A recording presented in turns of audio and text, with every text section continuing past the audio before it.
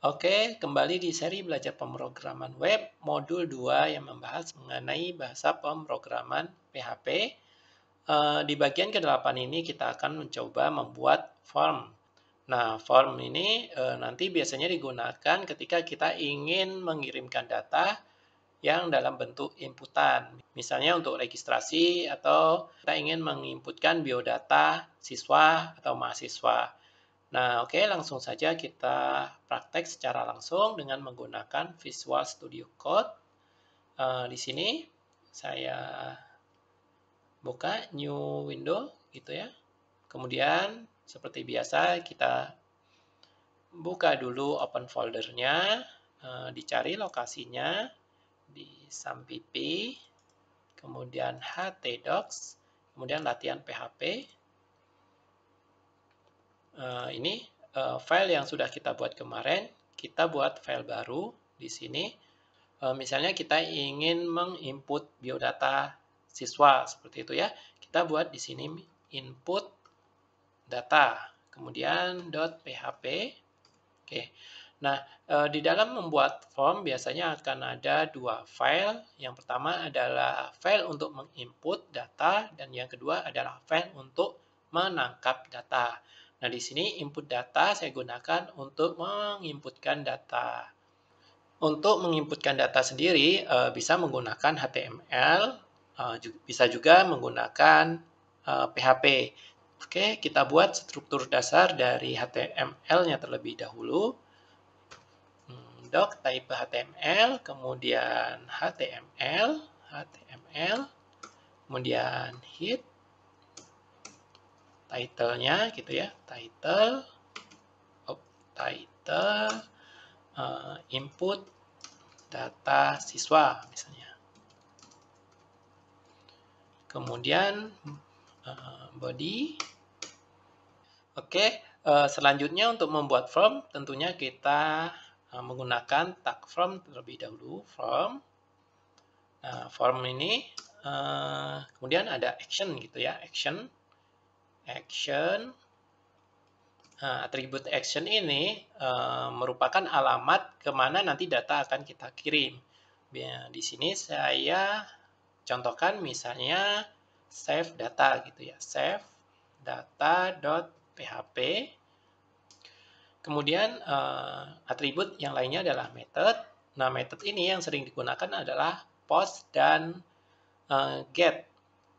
Nah, bedanya antara metode post dengan get adalah kalau post ini data yang dikirim itu tidak ditampilkan di address bar, tidak ditampilkan di address bar gitu. Kemudian kalau get ini datanya nanti ditampilkan di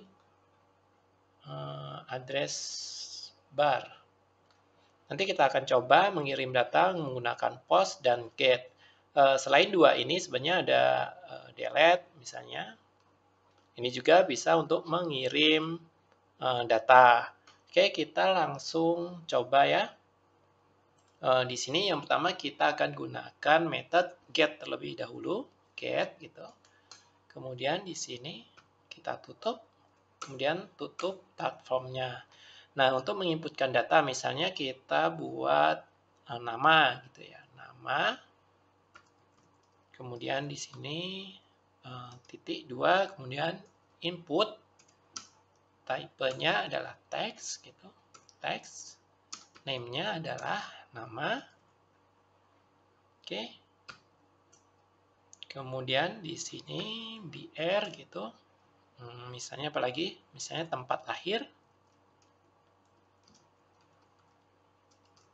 Oke, input type-nya adalah text, name-nya, tempat lahir, kemudian BR lagi, misalnya tanggal lahir gitu ya, tanggal lahir. Oke, kemudian input type text, kemudian name-nya adalah tanggal lahir, TGL lahir. Oke, kita tutup. Nah, di sini karena tanggal lahir ini tipenya adalah tanggal, berarti di sini kita bisa menggunakan tipe date. Oke. Nah, setelah ini kita buat tombol untuk submit-nya. Di sini button type-nya adalah submit. Oke, kemudian simpan data gitu ya. Kemudian tag penutup dari button. Oke, kita coba akses di localhost, kemudian latihan PHP, kemudian input data.php. Nah, ini hasilnya. Nama, kemudian tempat lahir, tanggal lahir. Di sini BR-nya saya tambah lagi ya. Biar oke, seperti ini. Saya reload. Nah,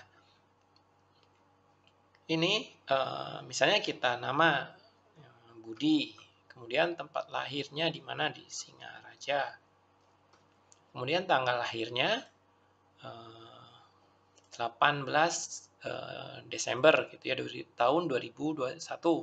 Kalau kita tekan ini simpan data, nah maka dia akan dibawa ke file save data.php. Karena kita menggunakan metode get, maka di sini ditampilkan nama tadi kan Budi, tempat lahir Singaraja, tanggal lahir ini 2001, 2012, 18. Nah, ini sesuai nih. Ini nama, tempat lahir, tanggal lahir. Ini sesuai dengan name di sini.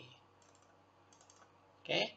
Nah, untuk menangkap data ini kita harus membuat file yang namanya savedate.php. Oke, di sini saya buat satu file lagi ya, save data.php itu ya. Oke. Kemudian kita buat struktur HTML-nya terlebih dahulu. Type, kemudian HTML, head gitu ya. Title, simpan data gitu misalnya. Kemudian di sini body, oke. Kemudian PHP, karena kita akan menangkap data di sini. Ini tentunya kita harus menggunakan PHP karena kalau HTML saja tidak bisa. Oke, untuk menangkap data get itu kita bisa menggunakan fungsi dari PHP yang namanya get. Misalnya di sini nama ya, variabel nama sama dengan dolar, kemudian underscore get itu get, kemudian kurung, kemudian di sini adalah nama dari data yang akan kita ambil. Oke, tadi kan nama ya, ini nama. Kalau kita echo di sini, echo, kemudian dolar nama, nah hasilnya adalah, nah ini dia Budi. Jadi ini sama dengan ini Budi. Kalau misalnya kita ingin mengambil data tempat lahir, gitu, tempat lahir, kemudian di sini misalnya tempat lahir, kemudian sama dengan dolar underscore get kurung, kemudian petik, kemudian tempat lahir, jangan lupa titik komanya, kemudian di sini echo tempat lahir. Oke, kita simpan, kemudian di sini kita reload. Nah, ini dia Singaraja Budi, kemudian Singaraja. Di sini bisa kita beri nama titik, kemudian titik, kemudian di sini saya BR gitu ya. Oke, di sini tempat lahir. Oke. Kemudian di sini BR juga. Nah, hasilnya seperti ini. Nama titik 2 Budi, tempat lahir sini titik 2 ya. Titik 2 kemudian spasi, titik 2 spasi. Oke, saya reload. Nah, tempat lahir titik 2 Singaraja. Kalau misalnya kita ingin mengambil tanggal lahirnya, sama prosesnya seperti tadi. Nah, ini adalah menggunakan get, method get. Bagaimana kalau kita menggunakan metode post gitu ya. Di input data ini kita ganti misalnya post.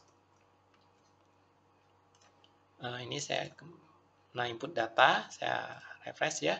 Nama Budi Singaraja, kemudian simpan data. Nah, di sini save data.